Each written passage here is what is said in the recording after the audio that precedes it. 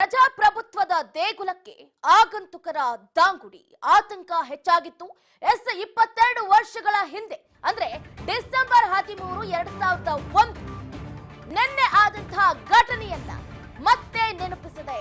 ಮೈಸೂರು ಸಂಸದ ಪ್ರತಾಪ್ ಸಿಂಹ ಪರದಾಡುವಂತಹ ಪರಿಸ್ಥಿತಿ ನಿರ್ಮಾಣ ಆಗಿದೆ. ಭಾರತೀಯ ಪ್ರಜಾಪ್ರಭುತ್ವ ಕೇಂದ್ರದಲ್ಲಿ ಘನಘೋರ ಭದ್ರತಾ ಲೋಪ ಕಂಡು ಬಂದಿತ್ತು. ಲೋಕಸಭೆಗೆ ಚಿಕ್ಕಿದ ಇಬ್ಬರಿಂದ ಹೊಗೆ ಬಾಂಬ್ ಕೂಡ ಸಿಡಿಸಲಾಗಿತ್ತು. ಭಾರಿ ಆಘಾತವನ್ನ ನಿರ್ಮಾಣ ಮಾಡಿತ್ತು. ನಿನ್ನೆ ಸಂಸತ್ ಭವನದಲ್ಲಿ ಏಕಾಏಕಿ ನುಗ್ಗಿದ ದುಷ್ಕರ್ಮಿಗಳಿಂದ ಸಂಸತ್ನಲ್ಲಿ ಗಲಿಬಿಲಿ ಹೆಚ್ಚಾಗಿತ್ತು. 4-5 ಹಂತಗಳ ಟೈಟ್ ಸೆಕ್ಯೂರಿಟಿ ಮಧ್ಯೆಯೂ ಕೂಡ ಕಲರ್ ಬಾಂಬ್ ಅನ್ನ ಹಾಕಲಾಗಿತ್ತು. ಹಾಗಾದ್ರೆ ಹೆಂಗ್ ಸಾಧ್ಯ ಆಯ್ತು? ಅಷ್ಟು ಟೈಟ್ ಸೆಕ್ಯೂರಿಟಿ ಇದ್ರೂ ಕೂಡ ಆ ವ್ಯಕ್ತಿಗಳು ಹೆಂಗೆ ಒಳಗಡೆ ಬಂದ್ರು? ದುಷ್ಕರ್ಮಿಗಳು ಏನೇನ್ ಟಾರ್ಗೆಟ್ ಮಾಡಿದ್ರು? ಹಾಗಾದ್ರೆ ಯಾರನ್ನ ಟಾರ್ಗೆಟ್ ಮಾಡಿದ್ರು? ಹಾಗಾದ್ರೆ ಈ ರೀತಿಯಾದಂತಹ 10 ಹಲವು ಪ್ರಶ್ನೆಗಳು ಮೂಡ್ತಾ ಇದೆ. ಕಲರ್ ಬಾಂಬ್ ಅನ್ನ ಸಿಡಿಸಿದ್ದು ಯಾಕೆ? ಭದ್ರತಾ ಲೋಪ ಮಾತ್ರ ಕಂಡು ಬಂದಿದ್ದು ಎಲ್ರಿಗೂ ಕೂಡ ಎದ್ದು ಕಂಡಿದೆ. ಆರೋಪಿಗಳಿಂದ ಸಂಸತ್ ಒಳಗೆ ಬಾಂಬ್ ಅನ್ನ ತರಲಾಗಿತ್ತು. ಹಾಗಾದ್ರೆ ಇವರಿಗೆ ಪಾಸ್ ಕೊಟ್ಟವರು ಯಾರು ಅಂತ ನೀವು ಗಮನಿಸಿದ್ದೀರಾ? ಈ ಬುದ್ಧಿಗೇಡಿಗೆ ಪಾಸ್ ನೀಡಿ ಸಂಕಷ್ಟಕ್ಕೆ ಸಿಲುಕಿಕೊಂಡಿದ್ದಾರೆ ಈಗ ಬಿಜೆಪಿಯ ಮೈಸೂರು ಸಂಸದ. ಸ್ಪೀಕರ್ ಎದುರು ಮೌನವನ್ನ ಮುರಿದ್ರ? ಹಾಗಾದ್ರೆ ಪ್ರತಾಪ್ ಸಿಂಹ ಅವರು ಈಗಾಗಲೇ ದೊಡ್ಡ ತಪ್ಪನ್ನ ಮಾಡ್ಬಿಟ್ಟಿದ್ದಾರೆ. ಪ್ರತಾಪ್ ಸಿಂಹ ಅವರು ಸಂಸತ್ ಭವನದಲ್ಲಿ ಸ್ಮೋಕ್ ಬಾಂಬ್ ದಾಳಿ ಆಯಿತು. ಎಲ್ಲರ ನಿದ್ದೆಯನ್ನು ಕೂಡ ಕೆಡಿಸಿರುವಂತದ್ದು. ಅಷ್ಟು ನೆಗ್ಲೆಕ್ಟ್ ಆಗಿ ಪ್ರತಾಪ್ ಸಿಂಹ ಅವರು ಹೆಂಗೆ ಪಾಸ್ ಅನ್ನ ಕೊಟ್ಬಿಟ್ರು?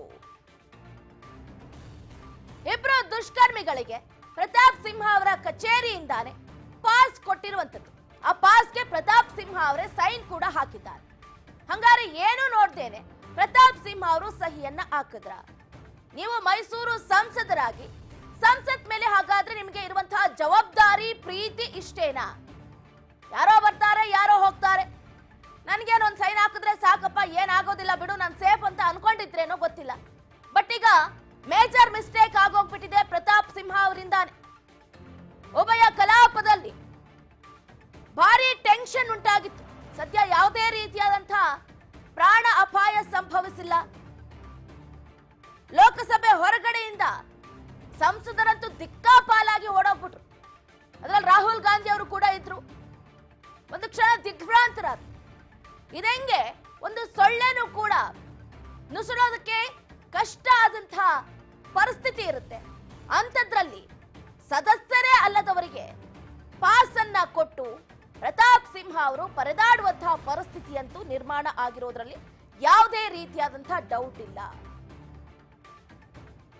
ಕಾಡಿ ಬೇಡಿ ಪಾಸ್ ಅನ್ನ ಇಸ್ಕೊಂಡ್ಬಿಟ್ರಂತೆ. ಹಂಗಾದ್ರೆ ಪ್ರತಾಪ್ ಸಿಂಹ ಅವರ ಕಚೇರಿಗೆ ಯಾರು ಹೋದ್ರು ಕೂಡ ಕಾಡಿದ್ರೆ ಬೇಡದ್ರೆ ಕೊಟ್ಬಿಡ್ತಾರ? ಹಾಗಾದ್ರೆ ಸಂಸತ್ಗೆ ನಾವು ಕೂಡ ಎಂಟ್ರಿ ಕೊಡ್ಬೇಕು, ಪ್ರತಾಪ್ ಸಿಂಹ ಅವರೇ ನಮಗೂ ಪಾಸ್ ಕೊಡಿ ಅಂದ್ರೆ ಈಸಿಯಾಗಿ ಕೊಟ್ಬಿಡ್ತಾರ? ಈ ತರ ಉತ್ತರ ಕೊಡೋದು ನಿಜಕ್ಕೂ ಕೂಡ ನಿಮ್ಮ ಸ್ಥಾನಕ್ಕೂ ಕೂಡ ಅಗೌರವವನ್ನ ಉಂಟು ಮಾಡುತ್ತೆ. ನೀವು ಸಂಸತ್ಗೆ ಪಾಸ್ ಕೊಟ್ಟಿರೋದು ಯಾವ್ದೋ ಕಬ್ಬನ್ ಪಾರ್ಕ್ಗೆ, ಲಾಲ್ ಬಾಗ್ಗೆ ಹೋಗಿ ಪಾಸ್ ಕೊಟ್ಟಿಲ್ಲ, ಫ್ರೀ ಆಗಿ ಎಂಟ್ರಿ ಕೊಡಿ ಅಂತ. ನೀವು ಸಂಸದರಾಗಿ ಸಂಸದರಿಗೆ ಎಷ್ಟು ಜವಾಬ್ದಾರಿ ಇರುತ್ತೆ? ಆ ವ್ಯಕ್ತಿಯ ಹಿನ್ನೆಲೆಯನ್ನ ಗಮನಿಸಿ, ಆ ವ್ಯಕ್ತಿಯ ಬ್ಯಾಕ್ಗ್ರೌಂಡ್ ಅನ್ನ ಗಮನಿಸಿ ನೀವು ಸಂಸತ್ಗೆ ಹೋಗೋದಕ್ಕೆ ಪಾಸ್ ಕೊಟ್ಟಿದ್ರೆ ಇಷ್ಟು ದೊಡ್ಡ ಅನಾಹುತ ಸಂಭವಿಸ್ತಾ ಇತ್ತಾ? ಈಗ ಸ್ಪೀಕರ್ ಎದುರು ಮೌನ ಮುರಿದ್ರೆ ಏನ್ ಪ್ರಯೋಜನ? ಸಿಕ್ಕವ್ರಿಗೆಲ್ಲ ಪಾಸ್ ಕೊಡೋದು ಈಗಾಗಲೇ ನಿಲ್ಲಿಸ್ಬಿಟ್ಟಿದ್ದಾರೆ. ಎಲ್ಲ ಬ್ಯಾಕ್ಗ್ರೌಂಡ್ ಹಿಸ್ಟ್ರಿಯನ್ನ ಚೆಕ್ ಮಾಡಬೇಕು. ಅಗತ್ಯ ಇದ್ರೆ, ಅತಿ ಅಗತ್ಯ ಇದ್ರೆ ಮಾತ್ರ ಪಾಸ್ ಅನ್ನ ಕೊಡಬೇಕು. ಇಲ್ಲಂತಂದ್ರೆ ಯಾರಿಗೂ ಕೂಡ ಪಾಸ್ಗಳನ್ನ ಕೊಡಬಾರ್ದು. ಏನನ್ನು ನೋಡದೆ ಸಹಿ ಹಾಕಿರೋದು ನಿಜಕ್ಕೂ ಕೂಡ ಪ್ರತಾಪ್ ಸಿಂಹ ಅವರು ಇಕ್ಕಟ್ಟಿನಲ್ಲಿ ಸಿಲುಕಾಕಿಕೊಂಡಂತೆ ಆಗಿರೋದ್ರಲ್ಲಿ ಯಾವುದೇ ರೀತಿಯಾದಂತಹ ಡೌಟ್ ಇಲ್ಲ.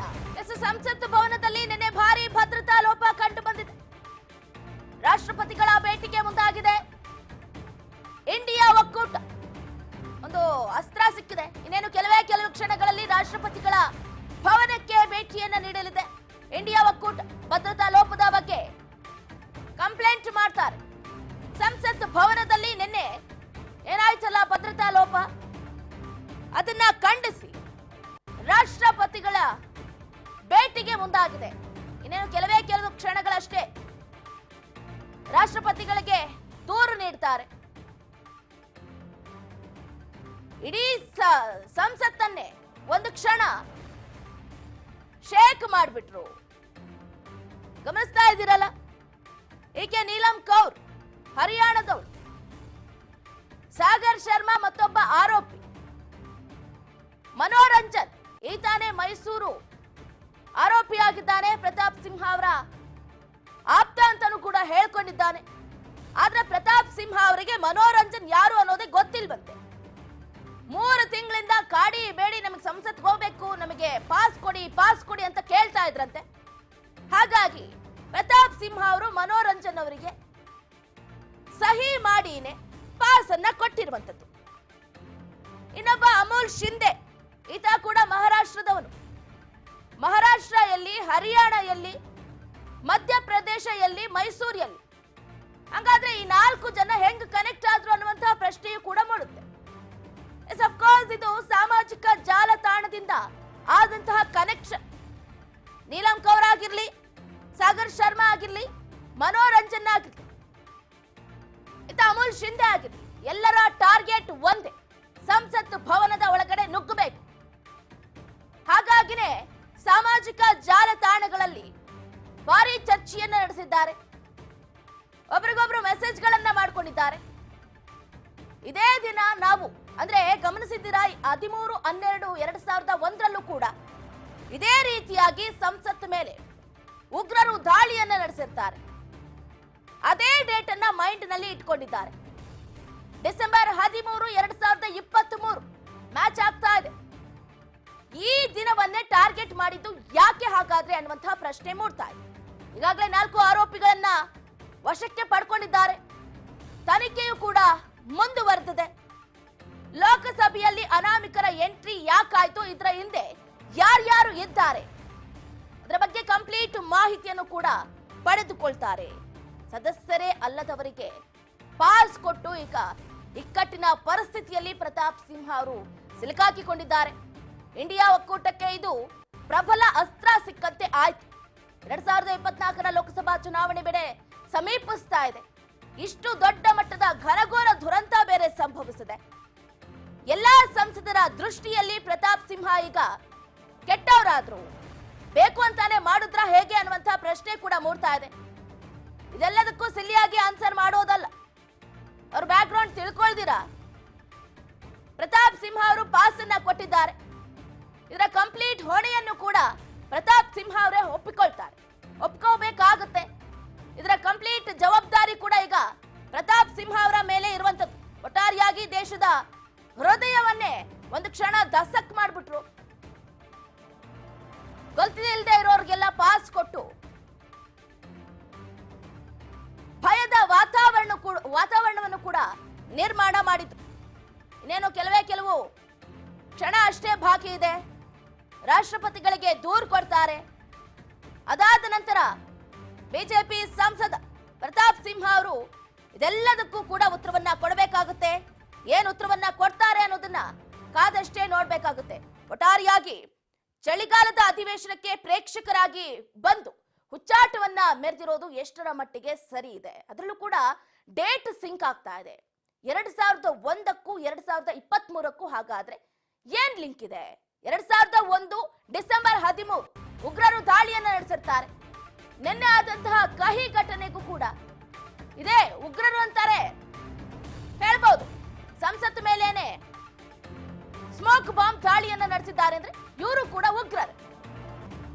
ಕೇಂದ್ರ ಗೃಹ ಸಚಿವಾಲಯದ ಆದೇಶದ ಬೆನ್ನಲ್ಲೇ ತನಿಖೆ ಚುರುಕುಗೊಂಡಿದೆ.